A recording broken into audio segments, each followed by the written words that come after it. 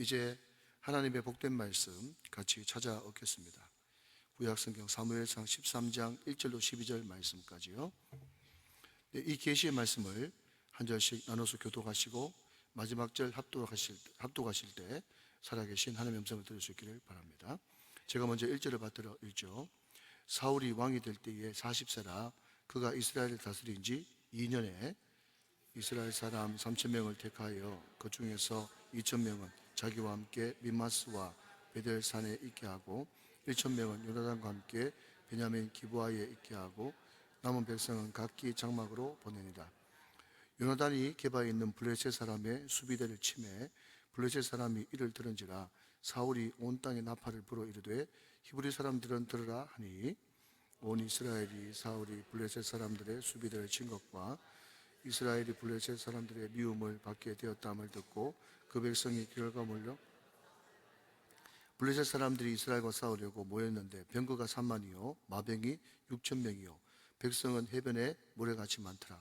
그들이 욜라와 베다인 동쪽 윗마스에 진침해 이스라엘 사람들이 위급함을 보고 절박하여 굴과 수풀과 바위 틈과 은밀한 곳과 웅덩이에 숨으며 어떤 히브리 사람들은 요단을 건너 갓과 길라 땅으로 가되 사울은 아직 길갈에 있고 그를 따른 모든 백성은 떨더라.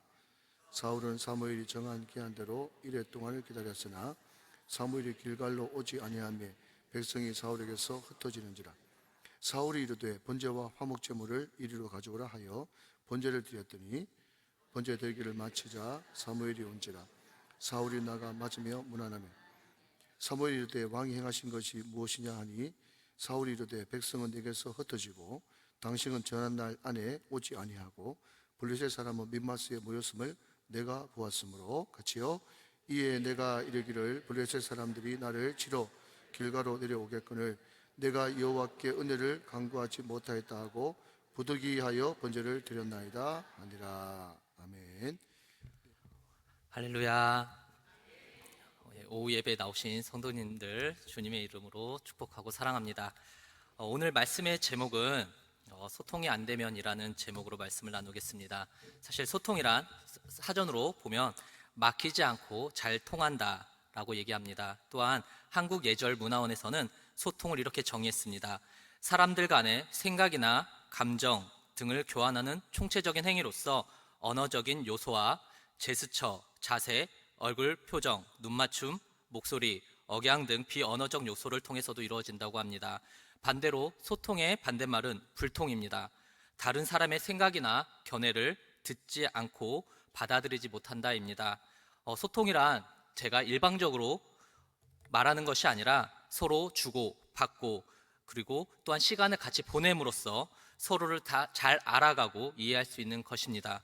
반대로 소통이 되지 않는다는 것은 말이 통하지 않아서 더 이상 대화를 이어가고 싶지도 않고 또 내 생각과 주장이 너무 강할 때는 또 말이 통하지 않는다라고 얘기하고 있습니다. 또 요즘 이런 사람들을 MZ 세대로는 뭐라고 말씀하시는지 아십니까? 네, 맞습니다. 꼰대라고 합니다. 꼰대. 근데 요즘에는 젊은 꼰대도 있습니다. 네, 꼰대라는 경우가 있는데 이 단어는 사실 오래전부터 사용되는 은어라고 합니다. 그런데 과거와는 달리게 요즘은 자기 생각이 구태의연하고 또 사고방식을 타인에게 강요하는 사람들에게 꼰대라고 표현을 한다고 합니다. 그리고 제가 조사한 결과 꼰대 6하 원칙도 있다고 합니다. 네, 언제 어디서 무엇을 누가 어떻게 이것을 이제 누가 라고 했을 때 내가 누군 줄 알고 네, 내가 왕년의 말이야 이렇게 표현이 되고요. 또 무엇인 왓을 할 땐 네가 뭘 한다고 내가 다 해봤어. 또한 웨어는 어딜 감히 나의 말이 진리며 법이다. 또한 왜는 언제는 내가 너만 했을 때 말이야. 요즘 애들은 말이야. 이런 식으로 표현한다고 합니다. 또한 하우는 어떻게 그걸 나에게 나이 핑계 대면서 배우려고 하지 않을 때 이런 표현을 쓴다고 합니다. 또한 Y는 왜? 내가 왜 이걸 하니? 권위주의적인 사고방식으로 내가 이 나이에 이것까지 해야 하니? 이런 말을 꼰대 6하 원칙이라고 합니다. 또 가장 무서운 꼰대는 스스로 꼰대인 줄을 모르는 사람들이라고 합니다. 네, 제가 서론부터 꼰대 이야기를 한 것은 결국 우리는 사람과 사람 사이에 만나면 소통할 수밖에 없습니다. 그리고 오늘날은 소통을 중요하게 생각합니다. 그럼 우리와 하나님의 관계는 어떻습니까? 하나님과의 소통은 어떻습니까? 오늘 13장은 바로 블레셋과의 전쟁을 이야기하고 있습니다. 본격적으로 사울의 왕정 시대가 시작되고 있습니다. 13장 1절에서 4절은 블레셋과 싸우기 위해 이스라엘 군대를 모집하고 있습니다. 블레셋과 싸울 군인은 3,000명을 뽑았습니다. 그중 2,000명은 사울 자기에게 두었고 1,000명은 아들 요나단에게 주었습니다. 그리고 베냐민 지파인 기브아 땅으로 보냈습니다. 이 군대는 11장에서 보면 정식 군대였습니다. 그러나 13장에서는 상비군으로 조직되어 있습니다. 이 상비군은 사울의 왕권을 강화하기 위해서 근위대 성격을 가진 군대였습니다. 한마디로 따로 전쟁 훈련을 하지 않아도 언제든지 전쟁을 할 수 있는 그런 상비군이었습니다. 지금 블레셋 군대는 이스라엘을 압박하기 위해 이스라엘 영내인 게바에 주둔하고 있습니다. 게바는 이스라엘의 한 복판에 있는 군사적 요충지라고 합니다. 그곳에 블레셋의 수비대가 있었다는 것은 이스라엘이 블레셋의 영향권에 있었다는 것을 의미하고 있습니다. 요나단은 게바에 있는 블레셋 수비대를 공격하였습니다. 이 소식을 블레셋 사람들이 들었습니다. 블레셋 군대는 이스라엘을 치기 위해서 베다웬 동편 믹마스에 진을 쳤습니다. 오늘 지명이 많이 나와서 헷갈릴 수도 있겠는데요. 사실 지금 우정교회로 기준으로 보면 옆으로는 삼산, 그쪽으로는 징장동 좀 넘어서 송정동, 그렇게 가까이에 지금 진을 치고 있는 것입니다. 그래서 언제든지 이스라엘을 공격할 수 있는 준비가 되어 있는 그런 거리적 위치가 가까운 지역입니다. 그래서 블레셋 사람들은 우리를 친 것을 알고 미움을 사고 이스라엘을 치려고 준비 중에 있습니다. 13장 5절에서 7절에서는요, 블레셋 군대는 이스라엘 군대와 비교가 되지 않았습니다. 병거가 3만이고 마병이 6천, 그리고 백성들은 해변에 모래같이 많다고 표현하고 있습니다. 그 숫자를 보고 이스라엘 백성들은 자기들이 위급함을 보고 굴과 수풀과 바위 틈과 은밀한 곳과 운덩이에 숨었습니다. 즉 이스라엘 백성들은 모두 떨고 있습니다. 제가 좀 알아봤는데 꿩 있지 않습니까? 꿩이 청각이 많이 발달했다고 합니다. 몸에 비해 날개가 조금해서 또 겁이 많다고 합니다. 그래서 꿩을 잡을 때 매를 이용하는데요. 제가 어저께 살짝 이게 사실인지 모르게 좀 찾아봤는데 그렇게 보이진 않았지만 꿩은 주변에서 몰다 보면 놀라서 날아가다가 땅에 머리를 박는다고 합니다. 그래서 머리는 박고 꼬리만 들고 있으면 본인이 숨었다고 착각을 하고 있다는 것입니다. 그런데 매는 그 모습을 보면서 낚아채고 사냥을 한다고 합니다. 지금 이스라엘 백성이 꼭 이런 모습입니다. 그 전에는 군대로서 전쟁을 치르고 있었는데 지금은 두려워서 벌벌 떨고 있는 모습입니다. 13장 8절에서 12절은 결국 사울은 너무나 다급한 나머지 해서는 안 될 일을 하게 됩니다. 사울은 사무엘의 말대로 7일을 기다렸습니다. 그러나 시간이 다가와도 사무엘은 오지 않았습니다. 그러자 백성은 사울에게부터 점점 흩어지기 시작했습니다. 다급한 사울은 이스라엘 백성을 시켜 번제물과 화목제물을 가지고 오라고 시킵니다. 그리고 자신이 직접 번제를 드립니다. 사울이 막 번제를 올리고 나자 사무엘이 도착합니다. 사울은 그를 맞으러 나갑니다. 반갑게 나가고 있습니다. 그런데 오히려 사무엘이 사울을 꾸짖고 있습니다. 왕이 행하신 것이 무엇입니까? 그러자 사울은 변명하고 있습니다. 백성은 내게서 흩어지고 당신은 정한 날에 오지 않았고 블레셋 군대들은 믹마스에 모여 있는 것을 보고 나를 치러 올 것 같다는 생각이 들어서 내가 여호와께 은혜를 구하지 아니하고 부득이하게 번제를 드렸다고 말하고 있습니다. 오늘 저는 말씀의 제목을 소통이 안 되면이라고 정했습니다. 불과 사울은 11장 6절을 보시면 하나님의 영에 크게 감동되매라고 말하고 있습니다. 이 말씀은 사울이 하나님의 영에 사로잡혀 하나님의 일을 감당할 만한 능력이 있는 사람이 되었다는 뜻입니다. 즉 성령 충만했다는 뜻입니다. 성령 충만은 관계적인 표현이었습니다. 하나님과 밀접한 관계를 맺고 있었다는 뜻입니다. 그런데 관계가 잘 되기 위해서는 사실 소통이 잘 되어야 하는 것입니다. 그럼 우리는 누구와 소통이 되어야 합니까? 하나님입니다. 하나님과 소통이 잘 되기 위해서는 무엇을 해야 됩니까? 예배입니다. 하나님과 소통이 잘 되게 하는 것은 예배입니다. 사울은 하나님의 영에 크게 감동되어 암몬 족속으로부터 야베스 사람들을 구해주고 또한 너그러운 아량까지 베풀며 왕으로 추대가 됩니다. 그런데 불과 성경으로는 한 절, 사울이 2년 왕권을 잡은 지 2년 만에 급격히 실패한 이유가 소통의 실패였습니다. 하나님과 소통이 안 될 때 나타나는 세 가지가 있습니다. 첫 번째는 현실을 바라보게 됩니다. 13장 6절을 보시면 위급함을 보고라고 되어 있습니다. 히브리어 보다라는 뜻이 다양하게 사용되어 있는데 오늘 본문에서는 일반적으로 눈으로 보는 것을 뜻하고 있습니다. 그러니까 지금 제가 보고 있는 것을, 직접적으로 보고 있는 것을, 그런 동사를 썼던 것입니다. 그럼 이스라엘 백성들은 무엇을 보았습니까? 블레셋 군대의 병거와 마병이 6천 명, 보병은 해변의 모래와 같이 많더라고 하고 있습니다. 현실을 직시하고 있는 것입니다. 그러면서 그들이 가진 무기와 또한 상대방이 가진 무기를 비교하며 지극히 현실적으로 바라보며 무서워 떨고 있는 모습입니다. 두 번째는 숨고 떨었다고 표현하고 있습니다. 여기서 위급함이란 단어가 차르인데 물리적인 압박에 의하여 극도의 심적 고통을 느끼고 있는 상태를 가리키고 있습니다. 또한 절박하다는 뜻으로는 나가스라고 또 쓰이는데 괴롭게 하다라는 의미로 답답하고 고통스러운 상태를 가리킵니다. 결국 하나님과 소통이 멀어지면 우리는 현실을 바라보게 됩니다. 현실의 문제가 깊어지고 오래되다 보면 나를 누르고 그 압박을 가하며 그 두려움에 떨게 됩니다. 숨어버리게 되는 것입니다. 창세기 3장 8절에 아담과 하와는 여호와 하나님부터 멀어졌다고 표현하고 있습니다.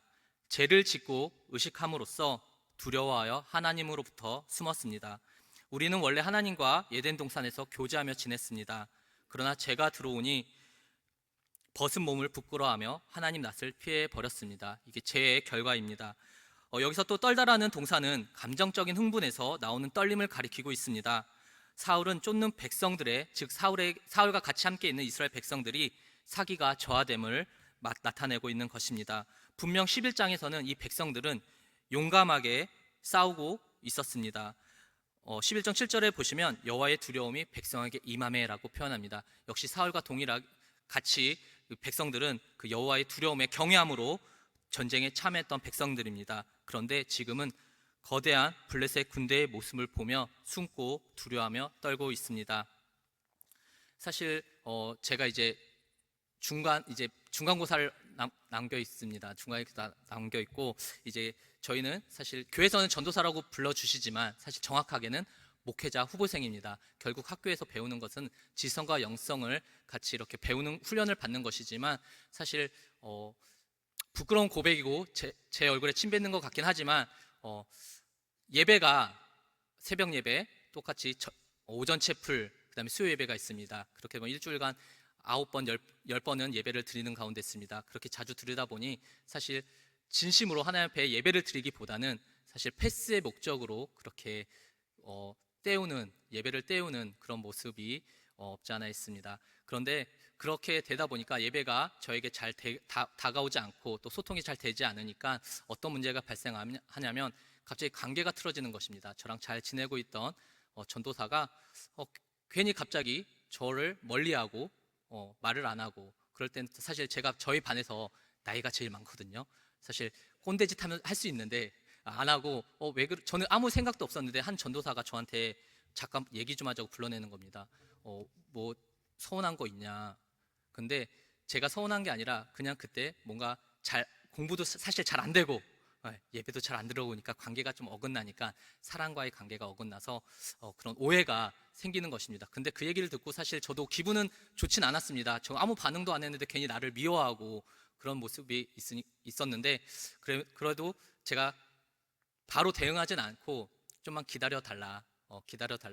그러고서 일주일 만에 사실 자연스럽게 관계가 회복되었습니다. 근데 그때 제가 만약에 같이 대응을 했다면 사실 더 큰 관계가 틀어졌을 뻔했는데 잠잠히 그냥 기다려달라고 요청을 했던 부분이 있었습니다.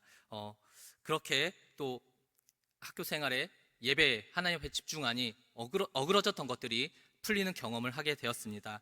또 세 번째는 예배가 잘 되어지지 않을 때는 불순종했습니다. 기다리지 못했습니다. 사울은 사무엘이 돌아올 때까지 기다리라는 지시를 받았습니다. 그런데 사울은 기다리지 못하고 조급한 마음에 번제를 드립니다. 제사는 누가 드릴 수 있는 것입니까? 제사장만 드릴 수 있는 것입니다. 제사장 외에는 제사를 드릴 수 없는 것입니다. 민수기 28장 4절에 보시면 어린 양 한 마리는 아침에 드리고 어린 양 한 마리는 해질 때에 드릴 것이요. 하나님께 제사를 두 번을 드릴 수 있는 것입니다. 사무엘은 일곱째 날 언제든지 도착해서 본인의 역할을 감당할 수 있는 시간이 있었습니다. 그럼에도 사무엘을 통해 기다리라고 하신 것은 사울에게 제사를 위해 기다리라고 하신 것이 아닙니다. 그것은 이제 사울 왕으로서 어떻게 삶을 살아가야 할지 또한 가르치고 하나님께서 말씀해 주시겠다는 뜻이었습니다. 단순히 제사의 목적이 아니었습니다. 이 제사를 통해서 하나님이 너를 태운 이 나라의 통치, 법도를 가르치기 원하는 하나님의 계획과 의도였습니다. 그런데 사울은 그 하나님의 가르침과 의도를 거부하겠다고 한 것입니다. 자신이 왕으로서 스스로 결정을 하겠다는 뜻이었습니다. 개역 개정에는 부득이하게라고 나오지만 새 번역에는 어쩔 수 없이 제사를 실행했다고 말하고 있습니다. 변명을 하고 있는 것이었습니다. 믿음이 있어 보이는 말일지도 모릅니다. 정쟁 전에 어떻게 하든 제사를 드리려 하는 모습이었습니다. 그러나 이것은 믿음 있는 것처럼 보이겠지만 믿음이 없는 모습입니다. 하나님께서는 분명히 사무엘을 통해 말씀하시기를 기다리라고 하셨습니다. 그런데 온전히 신뢰하지 못하고 하나님의 말씀이 아니라 상황을 따른 것이었습니다. 그래서 백성들의 마음이라도 붙잡고 불안한 자신의 마음이라도 붙잡기 위해 멋대로 제사를 드린 것이었습니다. 여기에서 사울의 죄는 제사장도 아니면서 제사를 드린 것보다 하나님을 온전히 신뢰하지 못하는 모습을 그게 큰 죄로 보이고 있습니다. 하나님의 말씀에도 불구하고 기다리지 못하고 자신의 생각대로 한 것이 큰 죄였습니다. 사울은 백성들이 내게서 흩어지고 여호와께 은혜를 간구하기 전에 블레셋 족속이 공격할 것을 두려워했기 때문입니다. 즉 사람을 두려워했기 때문입니다. 구약의 제사는 예배를 말합니다. 이 예배를 통해 하나님과 교제하며 소통할 수 있었습니다. 구약의 제사는 일정한 제물 없이 성소 안에 있는 여호와의 임재에 들어가는 것을 허용하지 않습니다. 레위기 1장 3절에서 6절을 보시면 그 예물이 소의 번제이면 흠없는 수컷으로 회막문에서 여호와 앞에 기쁘게 받으시도록 드릴지니라. 그는 번제물의 머리에 안수할지니 그를 위하여 기쁘게 받으심이 되어 그를 위하여 속죄가 될 것이라. 그는 여호와 앞에서 그 송아지를 잡을 것이요 아론의 자손 제사장들의 그 피를 가져다가 회막문 앞 제단 사방에 뿌릴 것이며 그는 또 그 번제물의 가죽을 벗기고 각을 뜰 것이며. 구약의 제사는 피의 제사입니다. 누가 피를 흘려야 됩니까? 내가 제사가 돼서 피가 흘려야 됩니다. 그런데 나 대신 누가 희생 제물이 되셨습니까? 하나님의 아들 그 하나뿐인 예수 그리스도이십니다. 예수 그리스도께서 대속 제물이 되어 주심으로 나와 하나님의 관계를 이어 주신 것입니다. 그런데 사울은 제사에 대한 진정한 의미를 알지 못했습니다. 수단으로 생각하고 있었습니다. 사울은 여호와께 은혜를 간구하지 못하고 부득이하게 번제를 드렸다고 합니다. 사무엘은 사울의 변명을 무시하고 왕의 행동을 어리석은 행동이라고 나무라고 있습니다. 아무리 어쩔 수 없다지만 어떤 논리로도 여호와께 불순종한 행동은 정당화할 수 없는 것입니다. 여기서 사울의 영적 둔함과 교만함을 보여주고 있는 것이었습니다. 결국 하나님의 소통하지 못하니 영적 둔감함이 생긴 것이었습니다. 사울의 실패는 불순종한 것이었습니다. 예배의 실패였습니다. 예배는 하나님께 나를 굴복시키는 것입니다. 철저하게 하나님께 순종하는 것입니다. 순종한다는 것은 엎드리는 것입니다. 나의 마음도 엎드리는 것입니다. 내 지정의가 하나님께 복종하는 것입니다. 웨스터민스터 소요리 문답에는 사람의 제일 되는 목적은 하나님을 영화롭게 하는 것과 영원토록 그를 즐거워하는 것이라고 합니다. 그렇습니다. 하나님께서는 가장 즐거워하는 것이 우리의 예배입니다. 예배는 나의 뜻과 나의 환경과 나의 문제가 어떠하든지 하나님을 경배하고 그분 당신께 시선을 고정시키고 그분만 홀로 찬송하며 높여드리는 것입니다. 그렇게 하나님께 집중할 때 하나님께서는 말씀의 대언자들을 통해 하나님의 말씀을 선포하여 주십니다. 그리고 그 말씀에 우리는 순종해야 하는 것입니다. 하나님과 소통이 잘 되어진다면 현실의 문제는 크게 보이지 않습니다. 14장을 보시면 14장 6절을 보시면 요나단이 자기의 무기를 든 소년에게 이르되 우리가 이 할례 받지 않은 자들에게로 건너가자. 여호와께서 우리를 위하여 일하실까 하노라. 여호와의 구원은 사람이 많고 적음에 달리지 아니하였느니라. 요나단의 고백이 우리의 고백이 되길 기도드리겠습니다. 요나단만이 하나님의 주권을 인정하고 있는 것이었습니다. 우리의 삶도 하나님의 주권을 인정하는 것이 예배입니다. 풀리지 않는 문제, 어떠한 문제도 있을지라도 하나님 앞에 나와 있을 때 하나님께서 소통되어 하나님이 풀어주실 줄 믿습니다. 제가 이렇게 소통을 강조하는 이유는, 이 예배를 강조하는 이유는 제가 이 예배 가운데 하나님을 경험했기 때문입니다. 우리 담임 목사님께서 복음은 예수 그리스도가 나 때문에 오셨다 이런 얘기보다는 내 삶의 간증이 복음이라고 했습니다. 사실 저도 이렇게 하나님과 소통이 잘 되어지지 않을 때가 있었습니다. 제가 항상 하는 레파토리였지만 몸이 안 좋고 공황장애가 있고 이런 부분이 있었는데 사실 예배를 통해서 많이 회복되고 많이 자존감이 올라왔습니다. 그것은 다시금 제가 이 예배가 나왔을 때 하나님의 살아계심을 느끼고 또한 얼마나 제가 죄인임을 고백하게 된 그 예배였습니다. 그래서 이 예배에 나오기 전에 사실 하나님께서 저의 죄성, 왜냐하면 그 안 좋은 것들을 계속 묵상하게 되면 더 안 좋아지는 성향이 있는데 제 성향상 계속 그거를 묵상하고 좋은 걸 묵상해야 되는데 말씀을 묵상하지 않고 현실을 바라보면서 자꾸 묵상하다 보니 사실 정신적으로나 육체적으로나 모든 것이 문제가 있었는데 그것이 한순간에 예배를 드림으로써 하나님 앞에 지금 사실 학교에서도 배우는 게 예배에 대해 배우고 있습니다. 그 예배에 대해서 어떻게 예배를 드리는지를 배우다 보니 내가 하나님 앞에 얼마나 죄인으로서 또한 얼마나 은혜를 받고 있는지를 경험하게 되었습니다. 또한 예배를 하나님과 소통이 잘 되어질 때는 담대함이 생깁니다. 사사 기드온 때도 또한 이번 요다나도 그렇듯이 기드온은 22,000명의 군대를 모았지만 결국은 300명으로 아말렉과 미디안 군대를 전투에서 격파합니다. 또한 요나단에게도 600명의 군사가 있었지만 그 600명의 군인 중에서도 또한 요나단을 따르는 그 한 명의 그 요나단의 무기를 든 자와 함께 전쟁을 통해 블레셋을 무찌르는 업적을 남깁니다. 로마서 1장 16절을 보시면 사도 바울의 고백이 있습니다. 내가 복음을 부끄러워하지 아니하노니 이 복음은 모든 믿는 자들에게 구원을 주시는 하나님의 능력이 됨이라. 먼저는 유대인에게요 그리고 헬라인에게로다. 사울은 담대하게 복음을 전했습니다. 하나님과 소통이 잘 되어진다면 우리는 담대하게 나아갈 수 있을 줄 믿습니다. 또한 세 번째로는 하나님의 말씀에 순종하게 됩니다. 예배 가운데 하나님과 소통할 때는 참 기쁨을 누리게 됩니다. 자격 없는 나를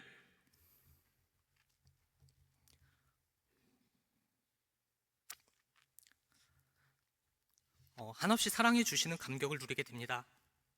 또한 그런 감격을 누리게 될 때 하나님의 말씀이 귀를 기울이게 됩니다. 그 말씀에 아무리 순종하기 어려운 말씀일지라도 기꺼이 순종하게 됩니다. 즉 예배를 통해 나의 생각, 나의 계획, 나의 비전을 다 내려놓게 되고 하나님만 바라볼 때 하나님의 인도하심을 경험하게 될 줄을 믿습니다. 요한복음 14장 11절의 말씀을 보면 내가 진실로 진실로 너에게 이르노니 나를 믿는 자는 내가 하는 일을 그도 할 것이요 또한 큰 일도 하리니 이는 내가 아버지께로 감이라. 하나님과 소통이 되어진다면 요한복음의 말씀처럼 주가 하신 일도 저와 우리가 할 수 있으며 또한 더 큰 일을 할 줄을 주님의 이름으로 기도드립니다. 이제 말씀을 정리하겠습니다. 사울은 처음부터 하나님과 소통을 못한 게 아니었습니다. 하나님의 영에 사로잡혀 전쟁을 승리로 이끈 왕이었습니다. 그러나 점점 승리에 도취되고 백성들이 왕으로 추대하니 교만해졌습니다. 하나님보다 사람이 더 중요해졌습니다. 하나님 말씀보다 자신의 생각이 더 중요했습니다. 하나님의 통치를 받기보다는 사울 자신의 힘으로 나라를 다스리려는 불순종의 모습을 보았습니다. 그러나 14장 6절의 말씀처럼 요나단처럼 하나님의 주권을 인정했을 때 전쟁을 승리로 이끄시는 하나님이셨습니다. 하나님의 백성으로서 하나님의 주권을 인정하는 것이 예배입니다. 하나님께서는 이 예배를 기뻐 받으실 줄 믿습니다. 온전하게 하나님을 경배할 때 우리는 즐겁습니다. 어떻게 즐겁냐고요? 큰 선물을 주셨습니다. 하나님 앞에 나올 수 없는 존재를 사랑하여 주셔서 구원을 베풀어 주신 것만으로도 감사할 뿐입니다. 또한 주의 일을 맡겨주심이 얼마나 감사한지 모릅니다. 아무런 능력 없는 자녀가 정말 주님의 동역자 삶아 주심이 얼마나 감사한지 모릅니다. 우리 우정교회 성도님들과 저는 하나님만을 경외할 때 문제가 되어지지 않고 두려움이 사라지고 하나님께서는 분별력을 주시고 문제보다 더 큰 하나님께서 일하심을 볼 줄 믿습니다. 담대함을 주실 줄 믿습니다. 하나님이 하신 일을 우리도 할 줄 믿습니다. 그보다 더 큰 일도 하실 줄 믿습니다. 마지막으로 제 이야기를 하며 마치겠습니다.